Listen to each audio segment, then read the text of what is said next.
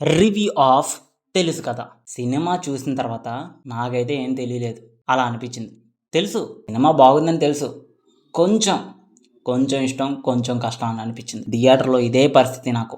2 గంటల సేపు బాగుంది, మళ్ళీ బాగోలేదు. ఎమోషనల్ ఎక్కడా కనెక్ట్ అవ్వట్లేదు. సీన్స్ ఏమైనా పండుతున్నాయా అంటే అది లాగడం లేదు.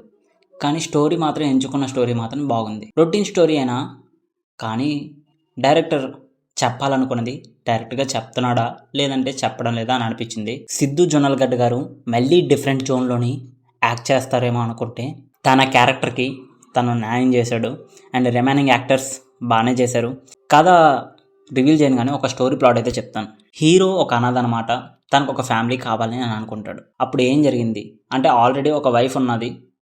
తర్వాత తను ప్రేమిస్తున్న ఒక అమ్మాయి ఉన్నది. వీళ్ళిద్దరిని ఎలా హ్యాండిల్ చేశాడు? ఎదురైన సిచ్యువేషన్స్ ఏంటి? అన్నది స్టోరీ. ఇంతకన్నా చెప్పలేను. ఇంకా పాటలు అంతంత మాత్రానే, బీజీఎం కూడా అంతంత మాత్రానే. ఒక మంచి ఎమోషనల్ కూడా కాదు.